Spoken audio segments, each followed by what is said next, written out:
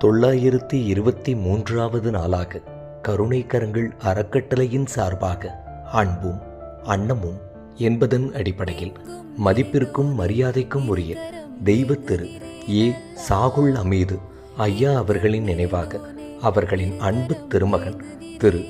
S Anush Ibrahim அவர்களின் சார்பாக அரசு மருத்துவமனையில் சிகிச்சை பெறுபவர்களுக்கும் மற்றும் உடன் இருப்பவர்களுக்கும்